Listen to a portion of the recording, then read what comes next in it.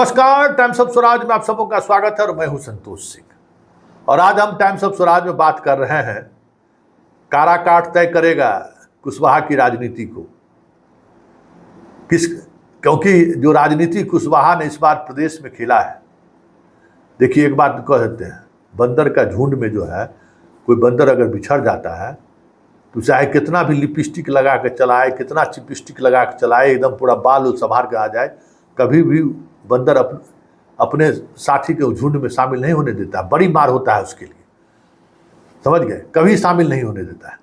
तो बिहार की राजनीति में कुशवाहा ने बरसों बाद या दशकों बाद एक अलग तरीके का स्टैंड लेता हुआ दिख रहा है और उसी स्टैंड का नतीजा है काराकाट से पवन सिंह का खड़ा होना। हमारी बात हो रही थी कि पवन सिंह के अचानक खड़ा होने की बात कहाँ से आई, कैसे ये, इसका इनसाइड स्टोरी क्या है। इसको तो आसनसोल से टिकट मिल गया था, बहुत सारी बात। तो बीजेपी के तरफ से ही लाख ये कह दें उपेंद्र कुशवाहा कि लालू यादव ने खड़ा किया है, जहाँ तक हमें जानकारी है ये पहल बीजेपी के तरफ से ही हुई थी, ताकि औरंगाबाद में जिस तरीके से कुशवाहा मतलब अपने गठबंधन को छोड़कर राजद के प्रत्याशी के पीछे दीवाना बने हुए थे, उस पर ब्रेक लगाया जाए। और ये कोशिश हुई भी, अंतिम क्षण तक कोशिश हुई कि आप औरंगाबाद में वोट दीजिए, हम आपको काराकाट में वोट देंगे। याद करिए कि ठीक क्लाइमेक्स पर जब था औरंगाबाद का चुनाव, तब पवन सिंह की एंट्री हुई थी। तो ये एक ऊपर लेवल पर कंसेशनस बनाने की कोशिश हुई थी कि हम एक दूसरे का वोट ट्रांसफर कराएंगे। और उसी सिलसिले में याद होगा कि औरंगाबाद में उपेंद्र कुशवाहा ने अपनी सक्रियता बढ़ा दी थी कुशवाहा गांव में, और कुशवाहा गांव में इनडायरेक्टली उन्होंने ये बातें कही भी थी कि हम लोग एक दूसरे को वोट करेंगे, हम लोग दोनों आदमी जीत कर जाएंगे। लेकिन औरंगाबाद के कुशवाहा ने इस बात को मानने से साफ इस नैरेटिव को चलने ही नहीं दिया। इस वोट के आदान प्रदान की जो एक रणनीति बनाई गई थी, उस रणनीति को लोगों ने हवा निकाल दी। तो फिर पवन सिंह को खड़ा करने वाले जो लोग थे या जो पवन सिंह के साथ खड़े हुए लोग थे, उन्होंने अंगद की तरफ पैर जमा दिया है। और पैर जमा दिया तो जिस तरीके से पवन सिंह के साथ, देखिए औरंगाबाद में जो सबसे बड़ा राजपूत का कॉन्स्टिट्यूंसी था नवीनगर, वो अब काराकाट में आ गया है। तो बड़ी आबादी है, ऐसा नहीं है कि सादा कम, बहुत कम आबादी है, बड़ी आबादी है राजपूतों का काराकाट में। भूमिहारों की बड़ी आबादी है, ब्राह्मणों की आबादी है।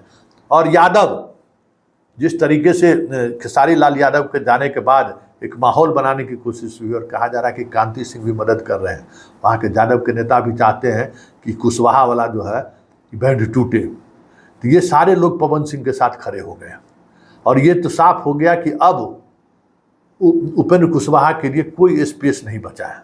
पूरी कोशिश हुई, राजनाथ सिंह भी पहुँच गए कि भाई किसी तरीके से, लवली आनंद भी पहुंची कि अब हो गया, जितना नाच तमाशा होना था अब कर लिए, अब पवन सिंह जी अब छोड़ दीजिए, उपेंद्र कुशवाहा को जाने दीजिए संसद। लेकिन एक नहीं चली। वजह, पूरे बिहार में कुशवाहा ने जो राजनीति साधी है, उस राजनीति की वजह से वहाँ के लोग कहीं न कहीं कुशवाहा को सबक सिखाने की ठान रखी है।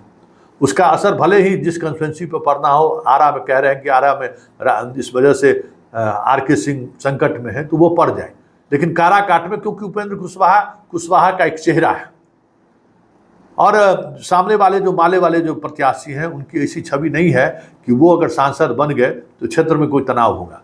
उनको लोग उस दौर में उनके साथ थे 95 में, जब लालू यादव के शासनकाल में सीधे तौर पर नरसंहार का सिलसिला शुरू हो गया था।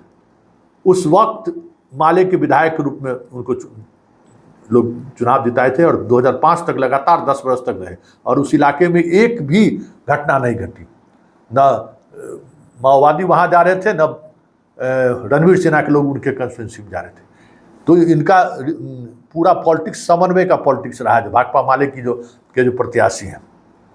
इस वजह से सवर्णों में ये डर भी नहीं है कि माले आ जाएगा तो हम क्या होगा। एक डर की बात है ना, जो डर आपको आरा में दिख रहा है, उस वजह से काफ़ी सुकून महसूस हो रहा है आर.के. सिंह को।